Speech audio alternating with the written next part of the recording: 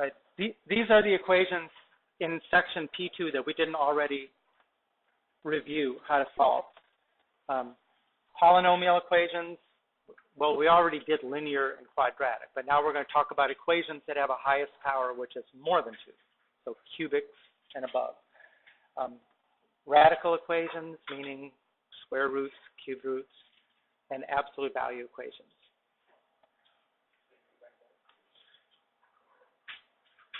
If you want to write it down, write it down.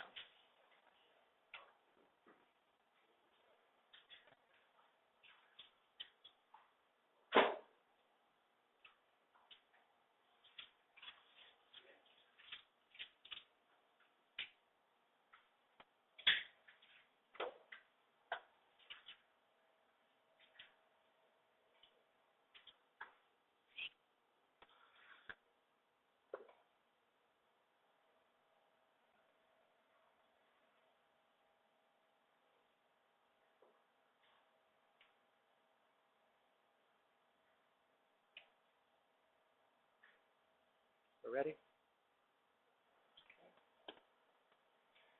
Right, so this would be an example of polynomial. It's higher than second degree, not a quadratic. And we don't have a lot of ways to factor when it's higher degree than 2. And we've got a lot of, like, how do you factor a quadratic? You know, what two numbers or product is this? Their sum is that, difference of squares. But this is actually one that one of our methods already works. Remember greatest common factor? What's the greatest common factor between those two terms? Say again? 3x squared, right? 3 goes into 9 and 12, and there's x to the 4th there. There's x squared there. So in common, they both have x squared. This one's got more than that, but they both got x squared. So if I factor out the 3, I'm going to get, oh, sorry, that was wrong. Edit, undo. 3x squared. Then I have 3x squared. That's what you get. If you divide the 9x to the 4th by 3x squared, you get 3x squared. And then what do I get if I divide 12x squared by 3x squared? 4, just 4. So now I'm going to have minus 4. So you remember the reason that we factor. We factor so that we could use a zero product property to finish. Right? We know that if we multiply two things and the product is 0, it means one of the factors is 0. Either 3x squared equals 0 or 3x squared minus 4 equals 0. So solve those. Both of those are solvable. Right? Divide both sides by 3. X squared equals 0. Right? 0 over 3 is 0. Take the square root of both sides. X equals 0. Right. And most of the time when you say take a square root, you got to do plus or minus. Do we need to put a plus or minus in front of the 0? No, because it's the same thing. Okay. On this one, solve it. Add 4 to both sides. 3x squared equals 4. X squared equals 4 thirds. Solve for x. What would be the last step? Square root of both sides, right? So we'll get the square root of x squared equals the square root of 4 over 3. X equals plus or minus 2 over the square root of 3. Right? Square root of 4 is 2. So I can simplify the numerator but not the denominator. What if I wanted to rationalize the denominator? Meaning don't have a radical in the denominator. How do I make that happen? Yeah. If you multiply this by the square root of 3 over the square root of 3, right, which by itself is 1. You can multiply by 1, doesn't change anything. Then this looks like plus or minus 2 times the square root of 3 over 3. That is a rationalized denominator. You're not going to look in the back and see that they leave a root 3 in the denominator. It'll always look like that. So you should put it that way? Yes.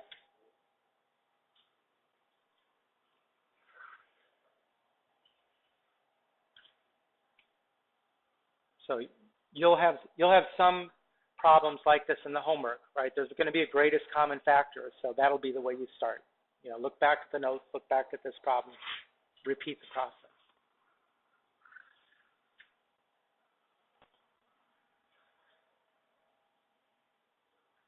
Good. Everybody good? Holler if I'm going too fast.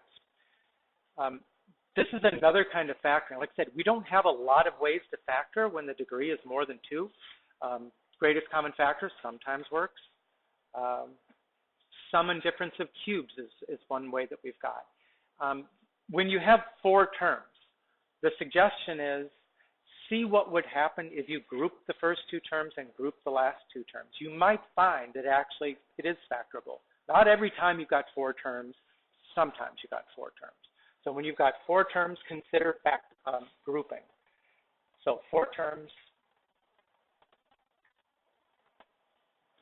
consider, oh, that's wrong.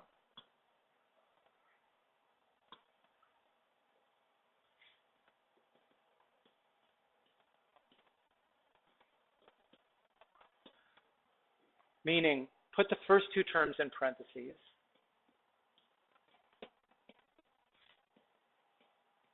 And then put the last 2 terms in parentheses. And do greatest common factor factoring. Now, why did I switch the 10 to a negative 10? When I grouped them, I made that plus 10 into a minus 10 because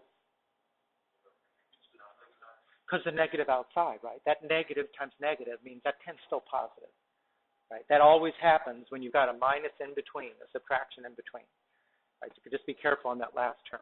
Now, what's the greatest common factor between x to the 3rd and 5x squared?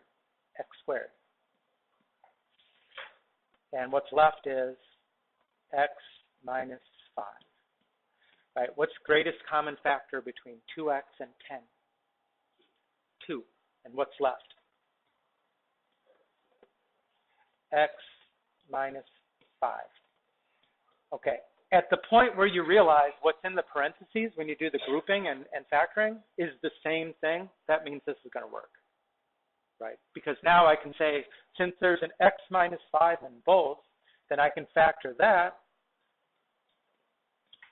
right? If I take away the x minus 5 from here, what's left? X squared. Right? If I take away the x minus 5 from that, what's left? Minus 2.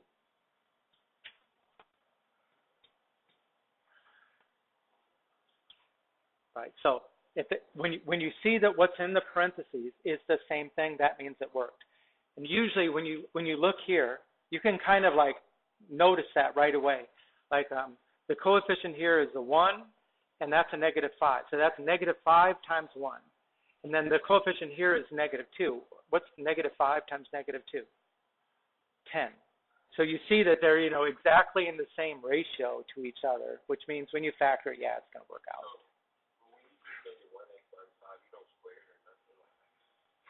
Where's that? No. You're just factoring out a common factor. You have 2 terms, right? Here's one term. Here's one term. What's in common between the both of them? X minus 5, right? So you take that out. No. I mean, just like here, you said what was in common between this one and this one? X squared. So you took that out front. It's just that thing, x squared, right? Now, we're not done yet. We have to solve. So what should we do at this point? Set them equal to 0, right? If x squared minus 2 equals 0, then x squared equals 2, then x equals what?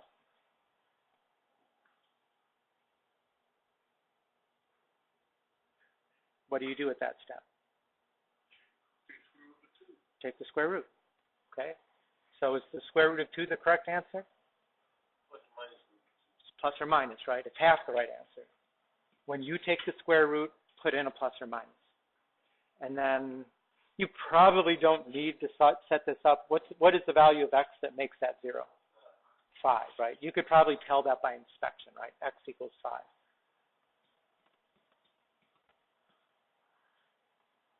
So, yeah.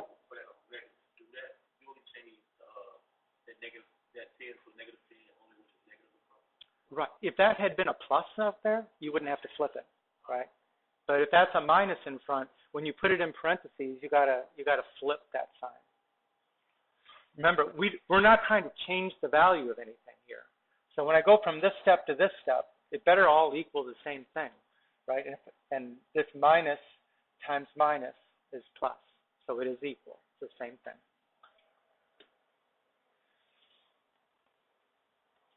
How about this one? How do you think we might start this one? Take out a 3. Anything else? Hannah? 3x, right? There's x squared, x to the third. So yeah, take out the greatest common factor, in this case, 3x. So we take out 3x. And we have, what do you get if you divide 6x to the third by 3x? 2x squared. Okay, what do you get if you divide negative 27x squared by 3x? Sam? It would be negative 9x. And negative 54x divided by 3x.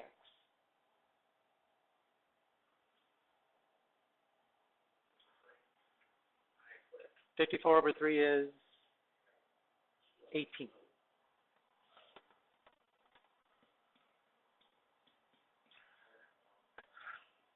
Okay, now we're not done solving yet. We might be able to factor here. Can we think of, this is the kind of factoring because the coefficient of x squared is not a 1. You have to say 2 times 18 is negative 36. Can we think of factors of negative 36 that add up to negative 9? Right? Think of all the factors of 36. Right? 1, 36. 2, 18. 3, 12. 4, 9, 6, 6. Because the middle term is actually negative, that means the bigger one is negative. So negative, negative, negative, negative. Which one of those pairs of numbers adds up to negative 9? Right there.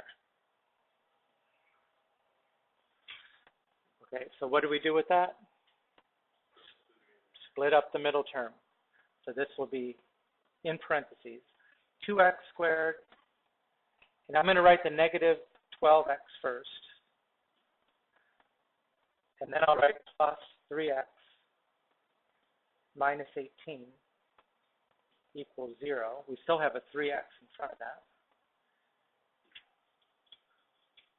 Okay, then what?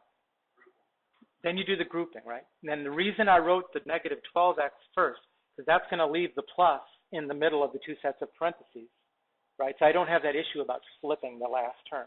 So I can just on this line right here, put parentheses like that. I don't need to rewrite it because that's exactly what I would get. Okay, then I have to factor each set of parentheses, right? What's in common between 2x squared and 12x? 2x. And what's left when I factor out the 2x? X minus 6, good. All right, what's in common between 3x and 18? 3. And what's left is x minus 6. Okay, so inside the parentheses, right, you got parentheses x minus 6 for both terms. So factor that. Right, that'll give us the x minus 6. And what's left, when I take the x minus 6 from this, there's 2x. When I take x minus 6 from this, there's plus 3. And then I still have 3x.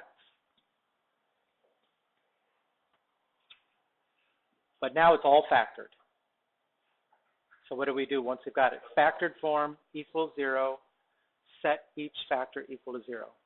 So let's see, 2 of these we know, right? What value of x is going to make that factor equal 0? 6, right? X equals 6 is 1. How about what value of x is going to make that equal 0? 0, right? When you have an x that doesn't have plus or minus, then 0 is the 0. So that is x equals 0. And the only one you might need to solve for would be the 2x plus 3. I think a lot of you guys actually are pretty good with just imagine what would you plug in there? What denominator would you need so that it cancels the 2? You need a 2. And then you need a negative 3 to cancel the 3. So negative 3 over 2 will be what it is. But if you take it, set it equal to 0, and solve. Oh, I didn't mean to do that.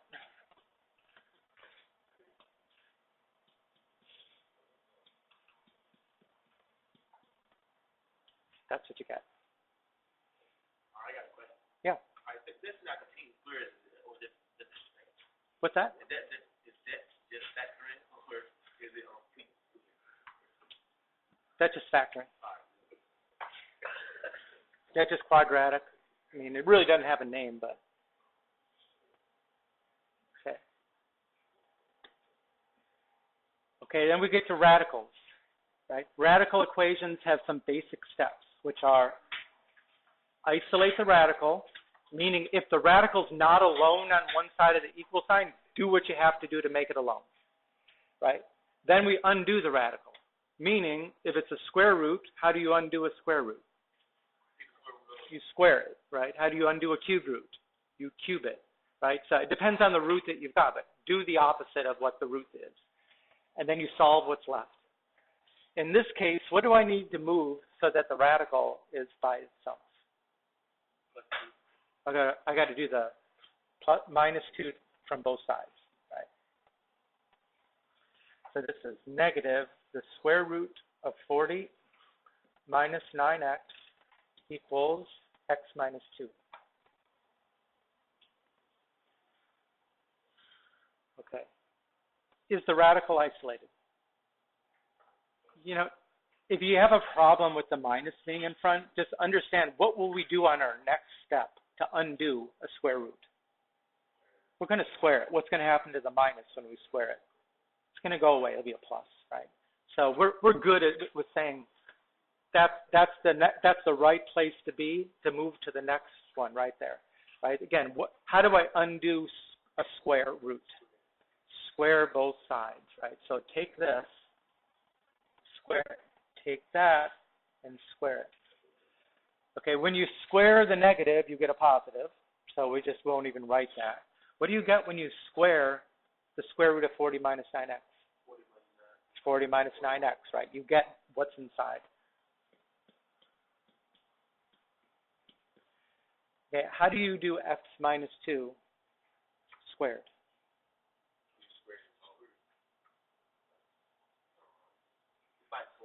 It's a FOIL, right? It's x minus 2 times x minus 2, right? The square is outside the parentheses, so this is like x minus 2 times x minus 2, right? It's not x squared minus 4. Okay, x minus 2 times x minus 2 is x squared minus 4x plus 4. Okay, so we isolated, we undid, and now we have to solve what's left. And what's left will be different. Every time it could be a little bit different kind of equation. What kind of equation is it? This one right here. Highest power 2. It's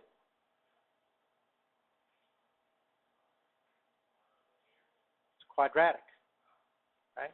So you got to think of how do you solve a quadratic, right? How do you do it? Well, in most cases, you got to get it to standard form equals 0. And since we don't have that, we need to make a 0 on one side.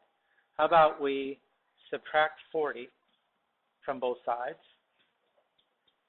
and add 9x to both sides. On this side, we get our 0.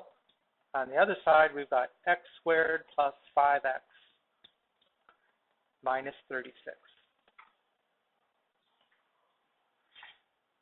Okay, so that's in the standard form. Now you can do many things. You could factor, you could use quadratic formula, you could graph it, right?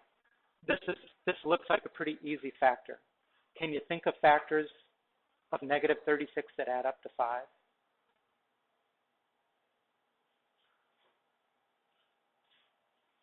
How about 9 times negative 4? 9 plus negative 4 is 5, right? So this is 0 equals x plus 9 times x minus 4. Right? That's why you got to know multiplication tables. And then what are the solutions? Negative 9, positive 4. Okay, the last step, especially when you've got a radical equation where there's an x inside the radical and an x outside the radical, you need to check, because it's very possible that one of those won't check. So let's see. If I try to do the, let's do the negative 9, right? 40 minus 9 times negative 9. Okay, what's 9 times 9?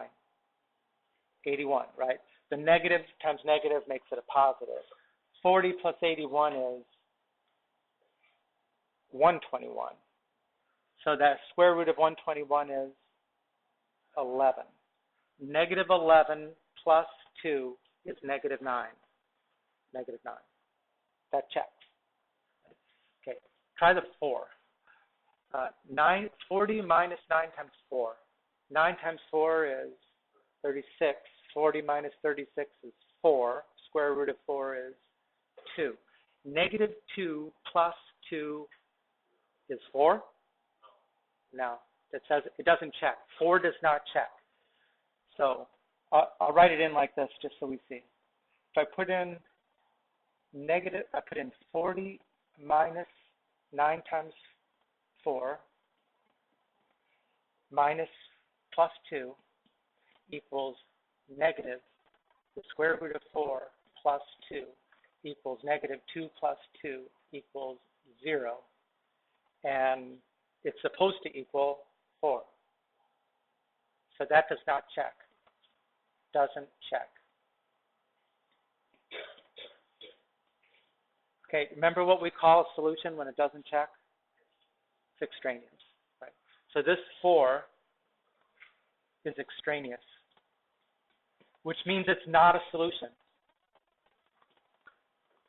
Right? It's not a solution. The only solution is negative 9.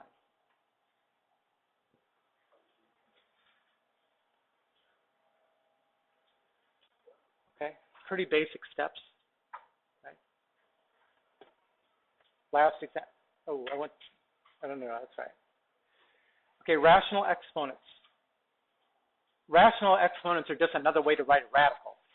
So if you look like the square root of x, you could write as x to the 1/2. The square root of x, or the third root of x is x to the 1/3. You notice how whatever is the index of the radical is in the denominator of the fraction.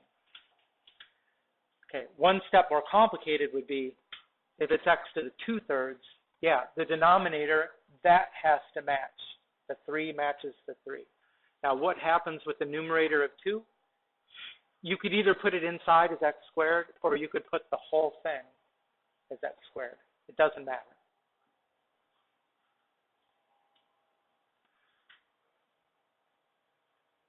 That's just a reminder of something that we did in Algebra 2, because they do this. Although they kind of deal with the equation, solving the equation, a little bit different in this book. I would think a little bit easier, actually.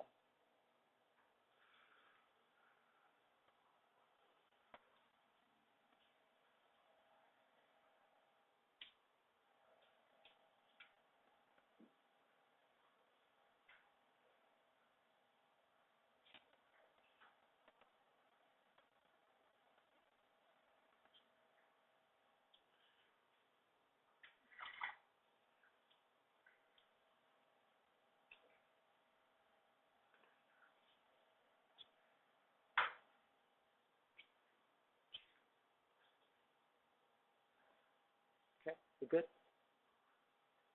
Alexa, everybody. All right, so this would be an example of a radical equation that's actually written with rational exponents. And what we did in Algebra 2 is we said, okay, if you're raising that to the 2/3 power, then raise the whole thing to the 3/2 power and have them cancel. The exponents would cancel. In this book, they just converted to a radical. Now, how could I write this x minus 5 to the 2/3 in radical form? Right? I would write it as, what's the index of the radical? Since the denominator is 3, that's a 3. Right? And then where's the x minus 5 go? Right, the x minus 5 goes here. How about the 2 in the numerator? Right. You could either put it outside the whole thing, or you could put it in here. I'm going to do it inside, but you could do both. And even putting it inside has its own little issues, but that's okay.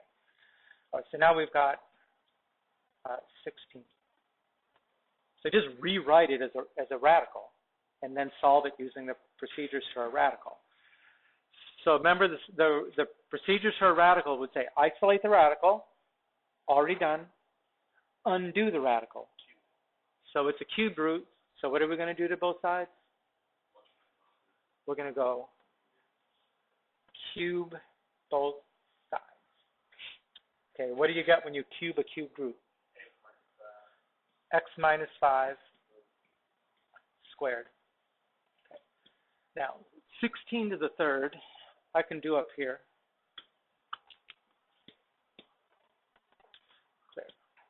16 hat 3. 4096.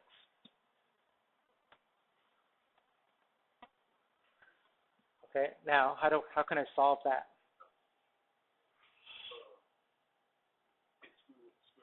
Take the square root of both sides, right? You got a squared.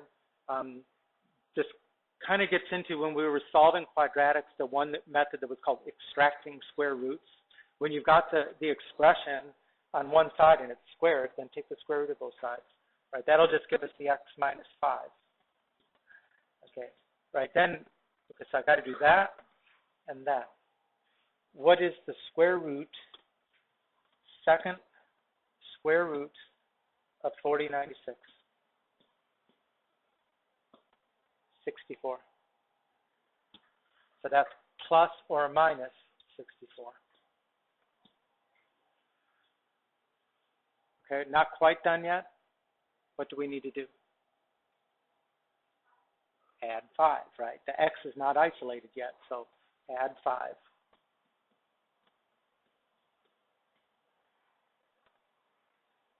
So now I've got x equals 5 plus or minus 64. X equals 69. X equals negative 5 plus 64, 5 minus 64. You know, the last step, the check part, I mean, in the end, because there's actually not a variable outside the radical, then it's always a good idea to check, but we're not looking for extraneous solutions. So if you remember, when we did this in Algebra 2, we would have actually done this differently. We would have done this.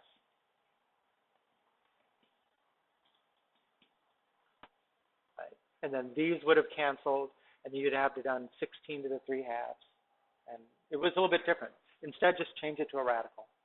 So if you get the way we do radicals, you're good. Okay. Okay, one more. Absolute value equations. Right. Now, the steps that I write down, exactly the same. Solving absolute value, solving a radical, you still isolate first. And then I'm going to say undo. Most of the time, what I really say is break down. With an absolute value, let's say I had a simpler absolute value, something like absolute value of x minus 7 equals 9. Do you remember what were the steps to solve that?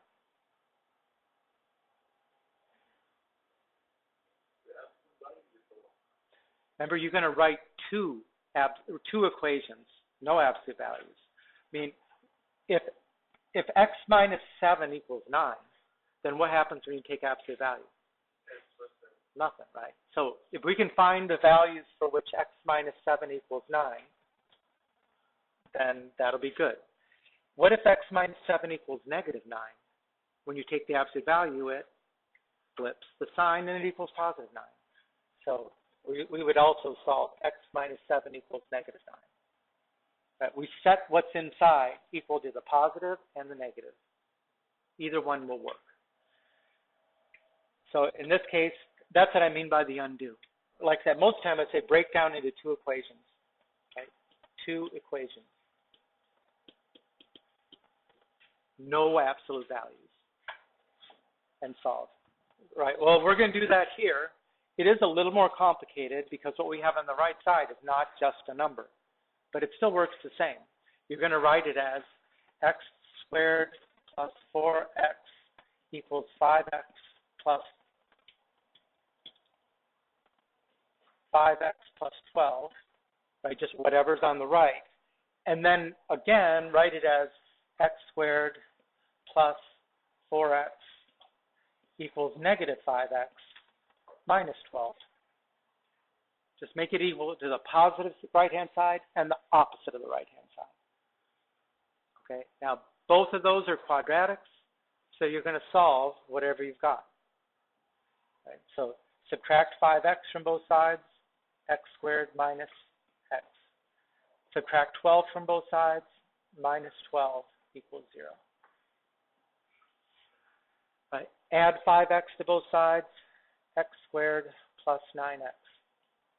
Add 12 to both sides, plus 12.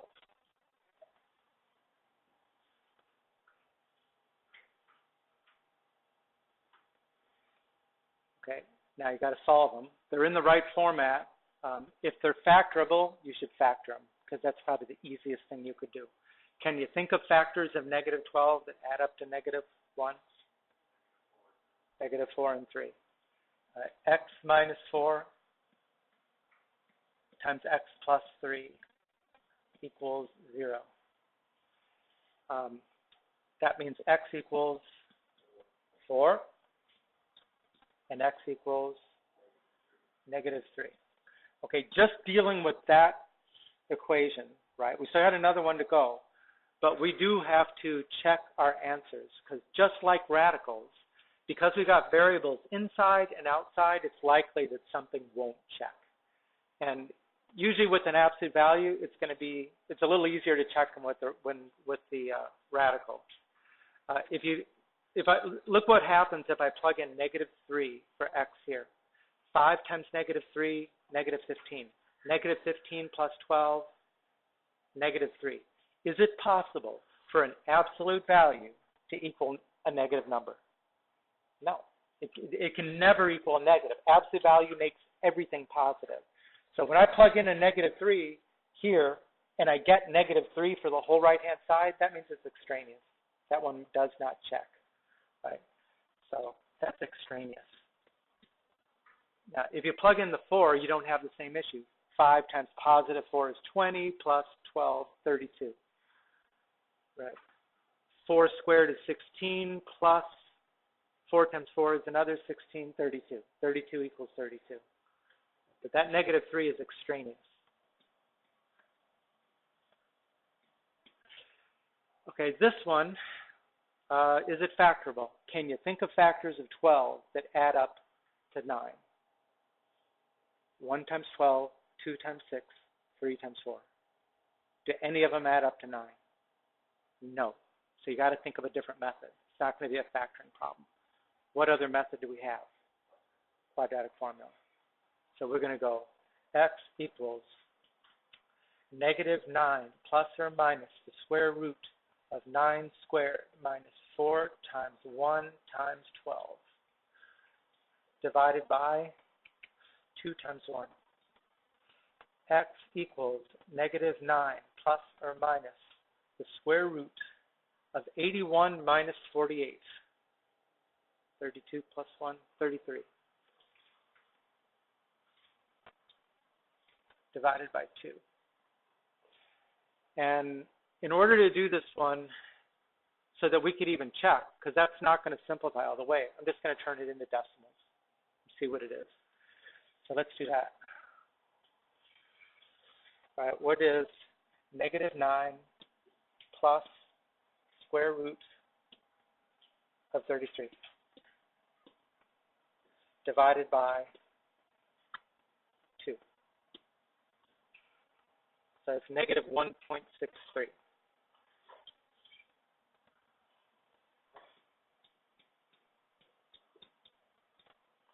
Go do it again. All right, let me bring up -9 minus the square root of 33 divided by 2. -7.37.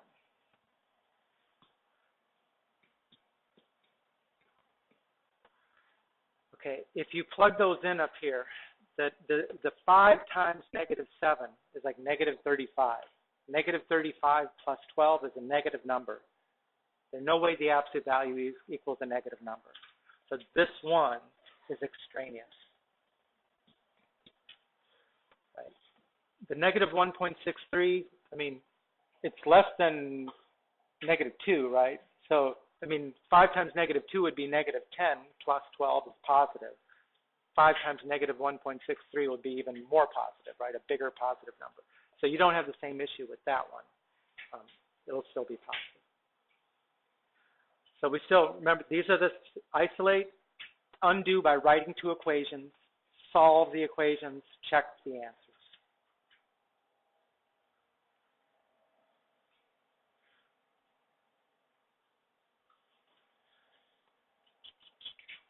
Okay. We good? See?